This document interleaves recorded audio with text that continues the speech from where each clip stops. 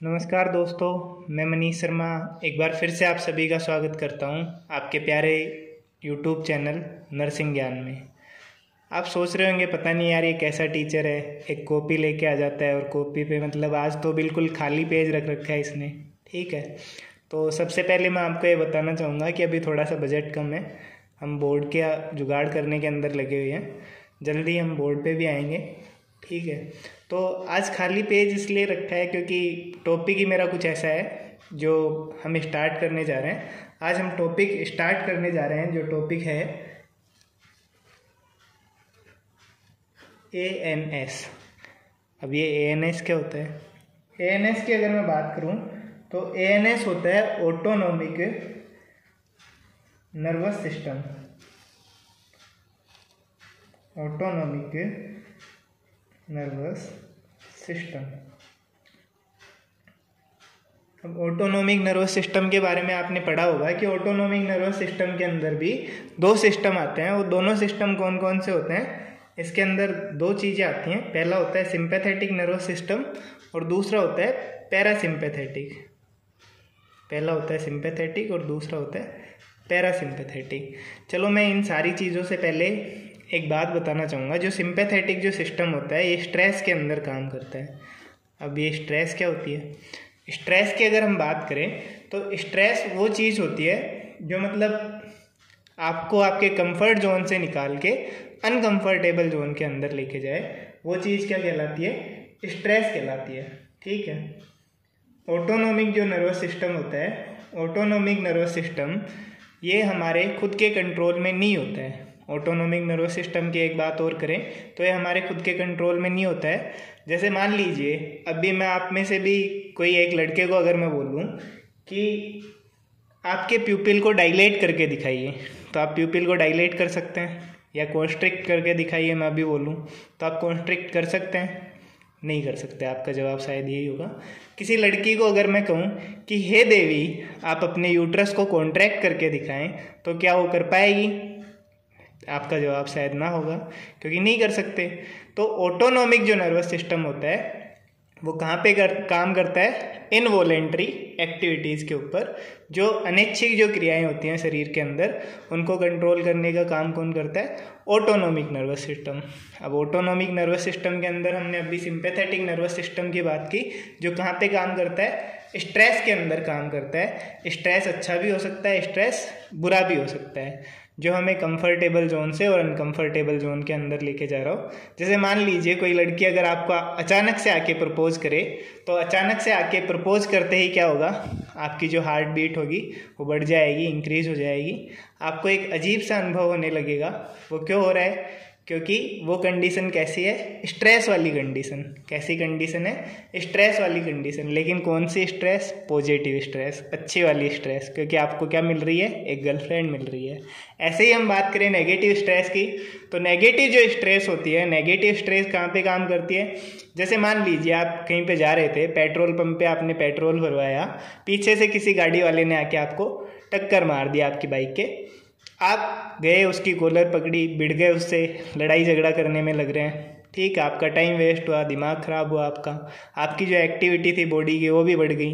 कैसी stress? Negative stress. तो ये जो सिस्टम होता है ऑटोनोमिक नर्वस सिस्टम, जो सिंपैथेटिक नर्वस सिस्टम होता है, वो कौन सी कंडीशन के अंदर काम करता है? स्ट्रेस वाली कंडीशन के अंदर काम करता है। इसके अलावा हम बात करें तो मैं कुछ 2 या 3 एग्जाम्पल्स दूंगा, उसके द्वारा मैं पूरा जो सिंपैथेटिक और पैरासिम्पैथेटिक नर्वस सिस्टम है उसको समझाने की हम कोशिश करेंगे। तो मतलब शायद मेरे जीवन से जुड़ी हुई ऐसी कुछ बातें हैं, तो वो मैं आपसे शेयर करना चाहता हूँ। एग्जाम्पल लेके ही सुनिएगा, क्योंकि एक्चुअलिटी में ऐसा कुछ हुआ नहीं।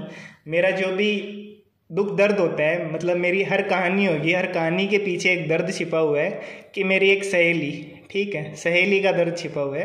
क्योंकि एक्चुअल में मेरी कोई सहेली नहीं है अभी तक। ठीक है, एक्चुअल में सहेली का मतलब गर्लफ्रेंड, जिसे आप आजकल आधुनिक भाषा के अंदर गर्लफ्रेंड कहते हैं। तो मेरी कोई भी गर्लफ्रेंड नहीं है। ठीक है, आप सब मतलब अच्छे हो, स्टूडेंट्स हो, आप सब ने क्या की? दुआएं की कि भाई यार ये भोला भाला सा टीचर है, भगवान करे इसकी भी एक गर्लफ्रेंड बन जाए। और आपकी दुआएं कबूल हुई और दुआ कबूल होने के बाद में मुझे एक अच्छी सी गर्लफ्रेंड मिल गई।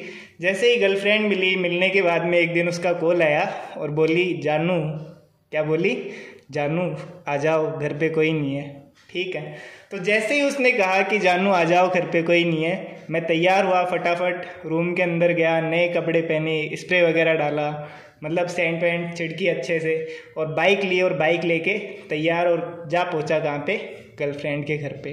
ठीक है, 15 या 20 मिनट लगे होंगे मुझे मुश्किल से पहुंचने के अंदर, क्योंकि बहुत जल्दी थी मुझे कि हाँ भाई गर्लफ्रेंड ने बुलाया तो जाना है। ठीक है, आप सभी को भी होती होगी अगर आपकी गर्लफ्रेंड बुलाए तो। ठीक, तो हम वहाँ पे पहुँचे। मुझे जैसे ही मैं वहाँ पे पहुँचा, पहुँचने के बाद में मैंने जैसे ही दरवाज़ा खोला तो दरवाज़ा खोलते ही मैंने देखा कि अंदर कोई नहीं था। दरवाज़ा खोला, दरवाज़ा खोल के देखा, अंदर कोई नहीं था। कोई नहीं था मतलब गर्लफ्रेंड तो थी, बाकी और कोई नहीं था।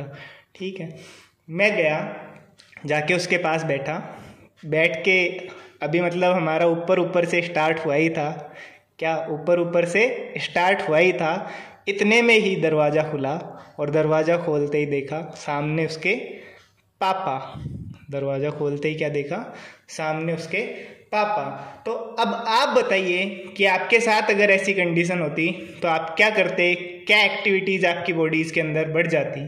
ठीक है, सबसे पहले अगर मैं बात करूं इस चीज़ की, तो सबसे पहले क्या होता, आपकी जो हार्ट रेट है, सबसे पहले अगर मैं बात करूं तो आपकी जो हार्ट रेट है वो क्या हो गई होती, इंक्रीज हो गई होती, हार्ट रेट बढ़ गई होती।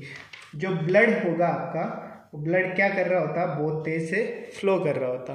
बीपी भी क्या हो गई होती, बढ़ गई होती। नेक्स्ट बात करें हम स्वेटिंग की, पसीना पसीना हो गए होते आप। बापू जी को देखते ही पूरा शरीर पसीने पसीने से लथपथ हो गया होता। इसके बाद में बात करें तो सलाइवा, सलाइवा की अगर हम बात करें तो सलाइवा क्या हो गया होता, डिक्रीज हो गया होता। पूरा जो लार थी वो अंदर चली गई होती, मुंह सूख गया होता। ठीक है, अगर आप ऐसी कंडीशन के अंदर खुद को डाल के देखिए कि अगर आप मेरी जगह होते तो आपके साथ क्या कंडीशन हुई होती, आपकी हार्ट रेट बढ़ गई होती, इंक्रीज हो गई होती। बीपी जो ब्लड है वो बहुत तेज से क्या कर रहा होता, फ्लो कर रहा होता। आप पूरा पसीने पसीने हो गए होते और आपका जो सलाइवा है वो क्या हो गया होता, डिक्रीज हो गया होगा। तो ये जो सिंपैथेटिक नर्वस सिस्टम है, सिंपैथेटिक नर्वस सिस्टम ऐसी एक्टिविटीज़ के अंदर काम करता है। पहला एग्जाम्पल जब भी सिंपैथेटिक नर्वस सिस्टम काम करेगा तो क्या होगा, हार्ट रेट इंक्रीज होगी, बीपी इंक्रीज होगी, स्वेटिंग इंक्रीज होगी और सलाइवा डिक्रीज हो जाएगा। ध्यान रखिएगा क्या क्या चीज़ें इंक्रीज हो रही है, क्या क्या डिक्रीज हो रहा है, क्योंकि मैं जो एग्जाम्पल दे के समझा रहा हूँ उस एग्जाम्पल को भी याद रखिएगा। खैर अभी भी नहीं है मेरी कोई गर्लफ्रेंड, तो इसलिए मैं बताना चाहता हूँ आपको कि सीरियसली मत लीजिएगा कि सर गर्लफ्रेंड बन गई आपकी। ठीक है, उसके बाद में नेक्स्ट बात करते हैं नेक्स्ट एग्जाम्पल की। तो मैं अगर बात करूँ तो मेरे को क्या है, कुत्ते से बहुत डर लगता है भाई।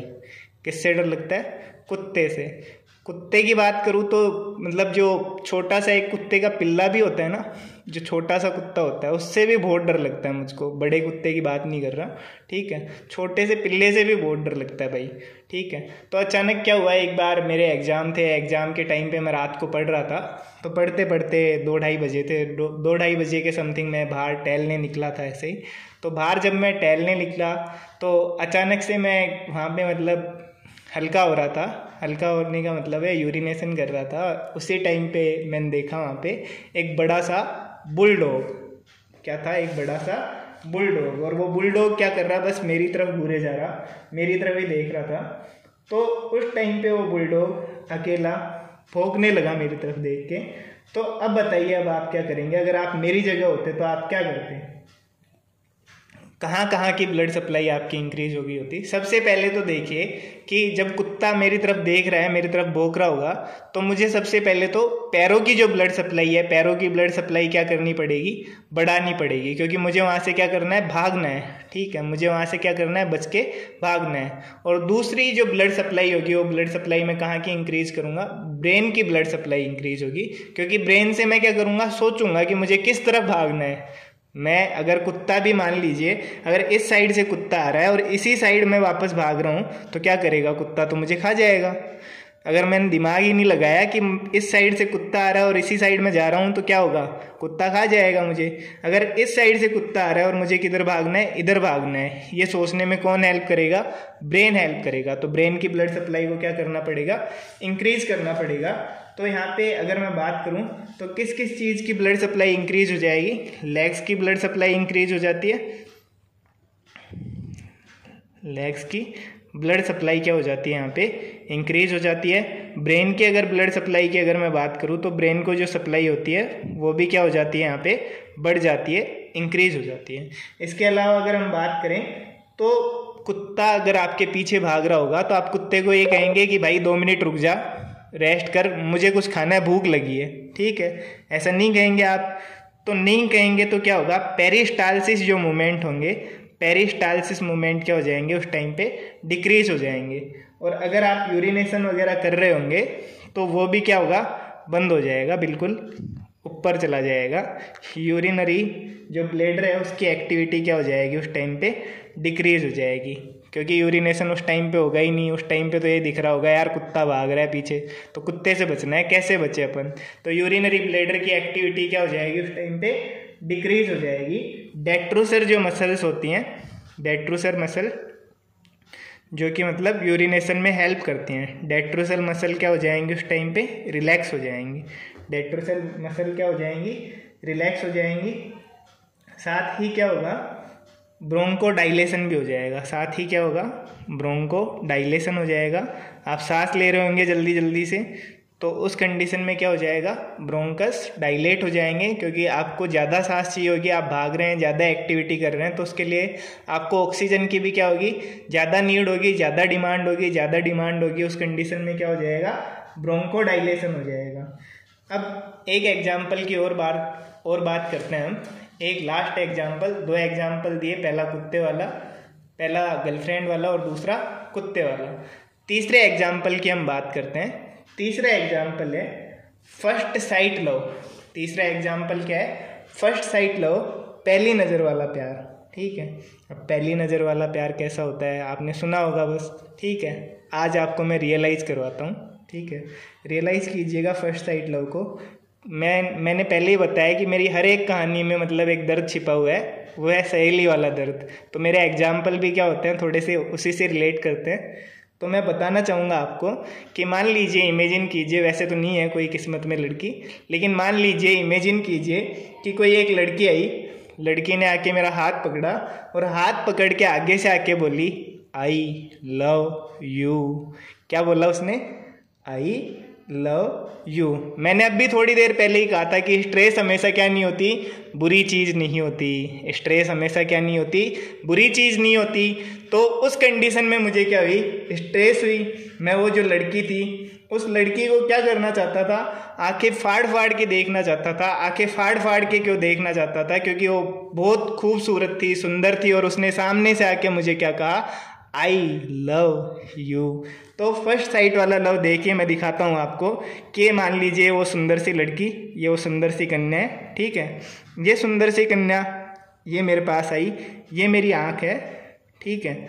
मैं मतलब रिलैक्स खड़ा था यहाँ पे जो मेरा प्यूपिल था, प्यूपिल का जो गैप था वो बहुत कम था, ठीक है। प्यूपिल का गैप क्या था, नॉर्मल था। इसने जैसे ही मुझे कहा आई लव यू, वैसे ही क्या हुआ, ये देखिए प्यूपिल क्या हो गया, डायलेट। क्या हो गया, प्यूपिल डायलेट हो गया। उस कंडीशन में मैं क्या कर रहा हूँ, उसको आंखें फाड़ फाड़ के देख रहा हूँ। फाड़ फाड़ के क्यों देख रहा हूँ, क्योंकि जो लाइट है, लाइट रेज क्या होनी चाहिए रेटिना पे जाके, जब अच्छे से पड़ेगी, जब प्यूपिल डायलेट होगा तो उस टाइम पे क्या होगा, लाइट जो रेज होती हैं, लाइट रेज क्या होती हैं, अच्छे से जाके प्यूपिल पे पड़ती हैं और आप पर्सन को क्या कर सकते हैं, अच्छे से विजुअलाइज कर सकते हैं। तो उस कंडीशन में क्या हुई, प्यूपिल डायलेट हुए। ये मेरी सहेली अच्छी वाली जिसने आके मुझे क्या कहा, आई लव यू। तो प्यूपिल क्या हो गया यहाँ पे, डायलेट। मैंने क्या कहा था, हमेशा स्ट्रेस बुरी चीज़ नहीं होती।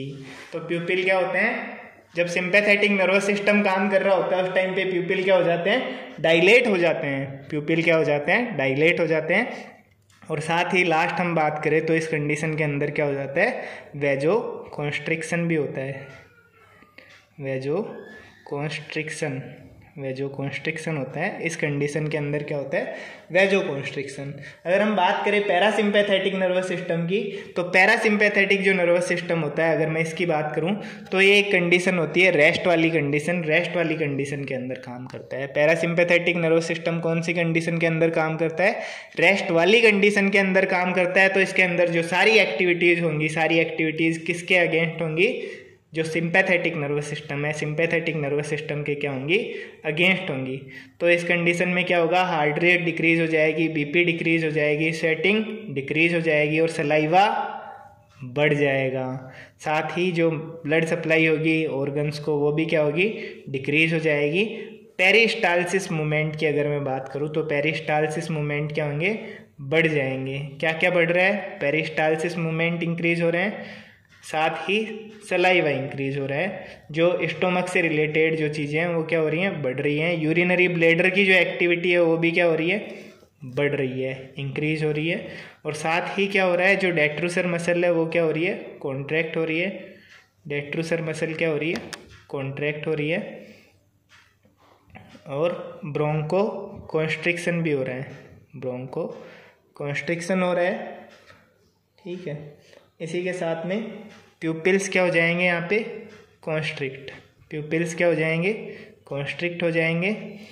वेसल्स का क्या होगा, वेजो डाइलेशन हो जाएगा। इस कंडीशन में वेजो डाइलेशन हो जाएगा।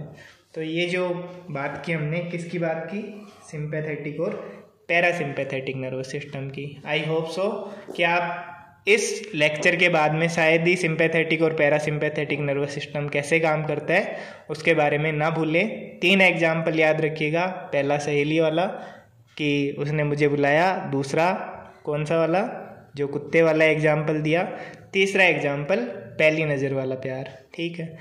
वैसे सहेली है नहीं, सीरियसली मत लीजिएगा, ये सब आपको पढ़ाने के लिए था, ठीक है। Thank you.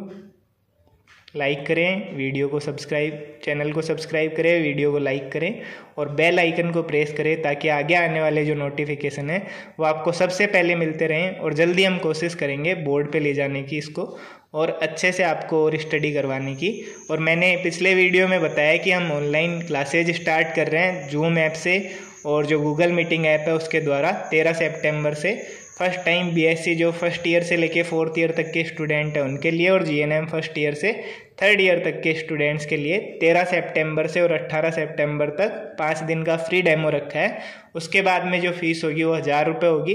1000 रुपये पर मंथ के हिसाब से फ़ीस रखी है। जो भी बच्चे मतलब जिस भी सब्जेक्ट के अंदर इंटरेस्टेड हो, पढ़ना चाहते हो, व्हाट्सएप ग्रुप के लिंक दिए हुए है डिस्क्रिप्शन के अंदर, उस पर जाके मतलब लिंक के अंदर ऐड हो सकते हैं। बॉयज़ और गर्ल्स का अलग ग्रुप बनाया हुआ है, तो वहाँ पे जाके ऐड हो सकते हैं। और फर्दर डिटेल्स जो भी होंगी मेरे से इंक्वायरी कर सकते हैं। और नंबर भी मेंशन किए हुए हैं वहाँ पे, मेरे नंबर है, तो मुझसे डायरेक्ट भी कांटेक्ट कर सकते हैं। धन्यवाद, थैंक यू।